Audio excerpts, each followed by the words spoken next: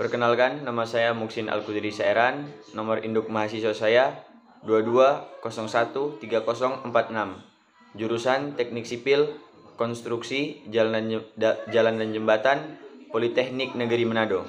Baiklah teman-teman, saya akan menjelaskan pada video kali ini tentang pengertian dari kesetimbangan. Yang pertama yakni abstrak.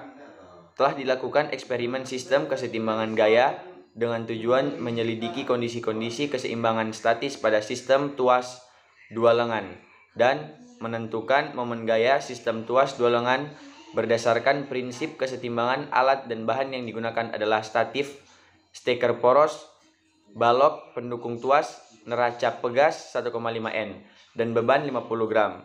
Untuk prosedur kerjanya yaitu menentukan NST masing-masing alat dan merangkai statis serta menyeimbangkan positif tuas, kemudian mengukur panjang lengan yang ada pada tuas tiap lubangnya, kemudian menentukan masing-masing posisi W1, W2, dan F berdasarkan jumlah lubang dari poros tuas. Kemudian menarik neraca pegas sehingga diperoleh besarnya gaya pegas yang dibutuhkan sehingga tuas dalam keadaan seimbang dari data-data yang diperoleh. Digunakan untuk mencari nilai momen gaya serta ketidakpastian tiap beban dan gaya. Kemudian dicari nilai momen gaya total beserta total ketidakpastian momen gaya dan digunakan untuk membuktikan prinsip sistem kesetimbangan gaya.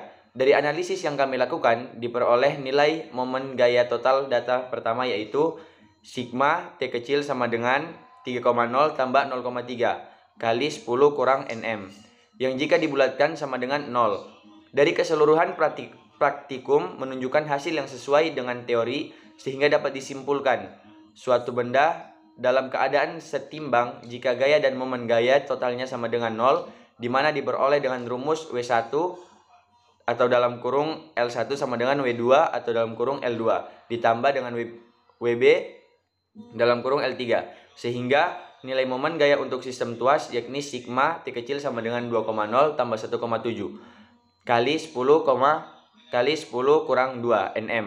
Kata kunci yakni dua lengan gaya, kesetimbangan statis, kesetimbangan rotasional, momen gaya.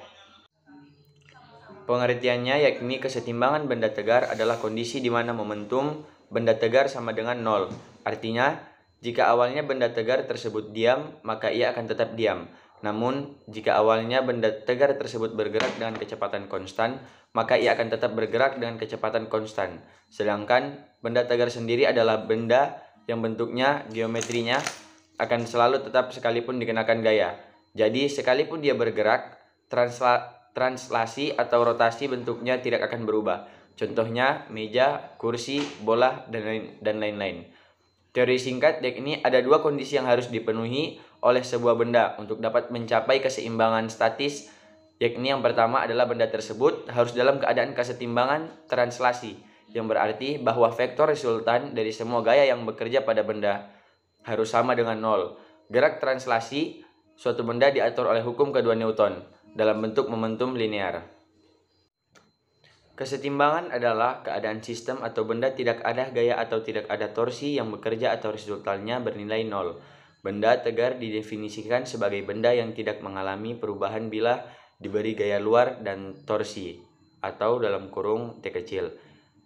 Syarat kesetimbangan untuk benda yang dianggap sebagai partikel adalah resultan gaya atau torsi yang bekerja pada benda tersebut sama dengan 0.